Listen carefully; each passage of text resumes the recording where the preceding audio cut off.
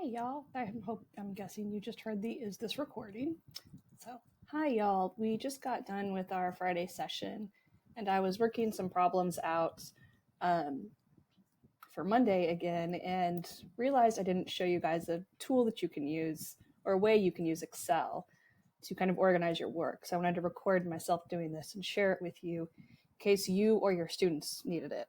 I realized this one time after working a problem probably about 5 different times and constantly messing up on my arithmetic, and thought, hey, I know the concepts I'm doing, I'm just messing up on the little pieces. So you can use Excel to keep track of your organization a little bit better. So this is number 2 from 4.1.2. I've put my original augmented matrix up here at the top. So I've already augmented it and I have it up here. And I'm going to put down here, as I continue working down in column A, I'm going to put what I'm doing to each column next to it, still using good notation so that I can tell what's happening. But then I'm going to use the features of Excel to have it do the arithmetic for me, since I know I mess up on it. And this is how when I, work a problem 4 times and I'm about to do it the 5th time, I say, let me figure out a better way of doing this. So looking at this, my first thought was, okay, I need to switch my first rows. So I can just say here, okay, R1 is going to R2, and I'll just make it go this way. I don't have to actually type in the numbers. I can use features of Excel to do this for me. Make these a little bit smaller. So I can say, well, I want this cell to be equal to, let me try this again. If I'm putting my matrix here in this space, I want this middle part to be what is R1. So, okay, I want it to be this one. And I want this one to be this one. And this one to be this one. And if you know anything about Excel, you don't have to keep, if you know this about Excel, you don't have to keep doing that hand by hand, but I can actually take this and grab this little green box right here, and I can drag it over. And it's going to drag over the rule that I'm doing and copying all of that down. So I've moved R1 down to my new R2, and I'm going to make R2 my new R1. So here, I'm going to take this and drag it. I haven't done anything with R3, with row 3. So I just have to do my first cell and drag it on over. And then for my sanity, and since I'm more visual, I like to put a box around it so I can see it. So I've switched a little bit. I can now see that I've got a 0 where I need it in the top row, got 1 0, and I've got a 1 0 where I need it in the middle row. My next thought when I'm thinking about this is, okay, let me adjust my 3rd row. So I'm looking at this and I'm thinking, okay, and I'm probably doing this different than y'all did, if I do row 3 minus 4 times row 1, and I'm going to make that my new row 3. So my row 1 and my row 2 aren't changing from here.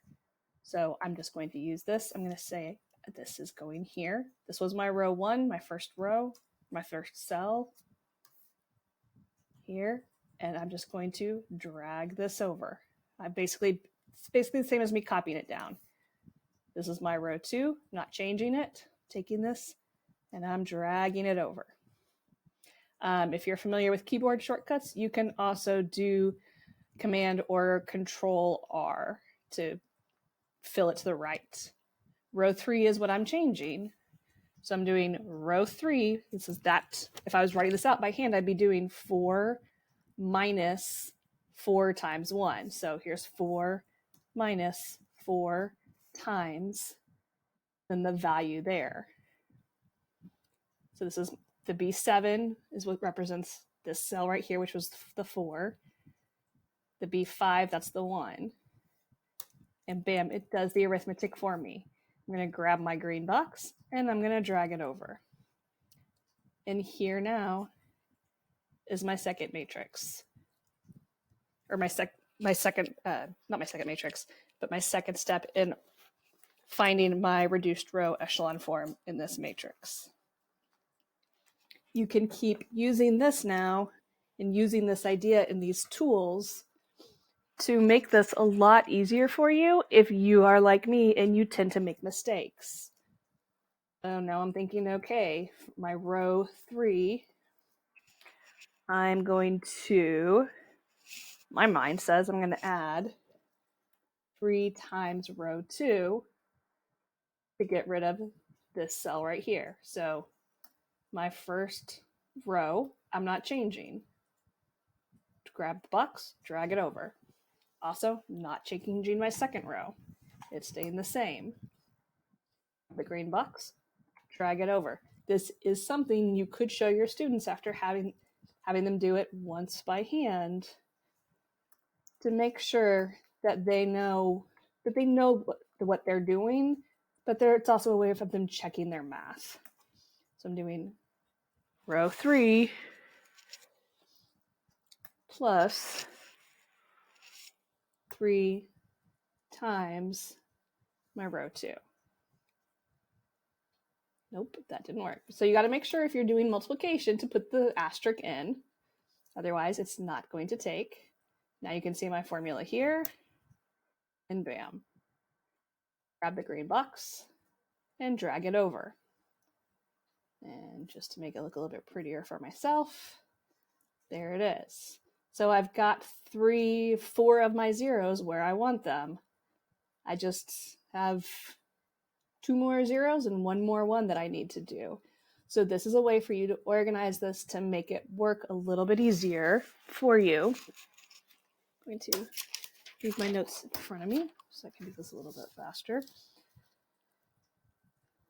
Just so you can see what my finished product would end up looking like. You don't have to use this as a way of doing this. It's just an option that I realized I did not show you guys. And that can make your life a lot easier and can also help you if you're trying to check something. If you are trying to check 15 of these problems, and you don't just want to use an online calculator.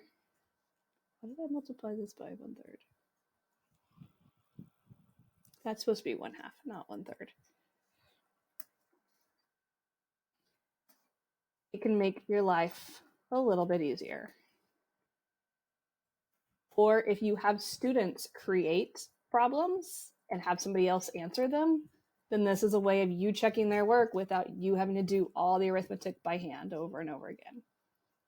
Or just going straight to the calculator. You're still practicing the process. You're just not overdoing it with the arithmetic. So that was 1/2.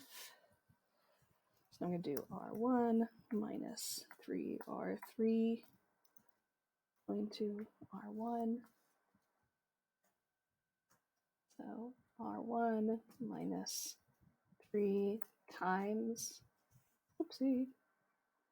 Oh, you got to watch out if you're moving your mouse around or you're moving your cubes around like that. It's 3R3. Dragging it down.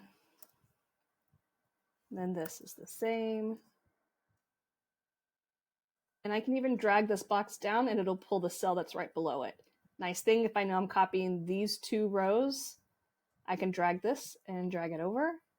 Bada bing, bada boom, bada bam. It's copied and it's done. So there's that. I am almost there. I just need to turn this into a 0.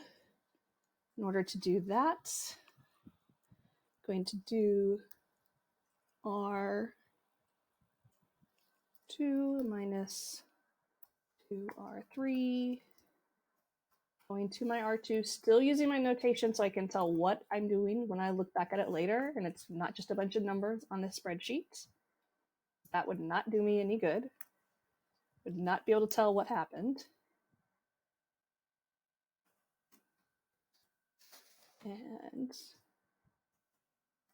is R2 is 2 times R3 there, and I am done. So this part here now is augmented. I've put this into my reduced row echelon form. And right here now, I've got my matrix, my inverse matrix. So this is just another way to do this. I will drop this file in on Canvas so you can see it and you can use it as a reference. I'll probably delete this tab down here since you guys haven't done that one yet, but I wanted to share it with you. Hope you guys have a great weekend, and I'm looking forward to working with you all next week.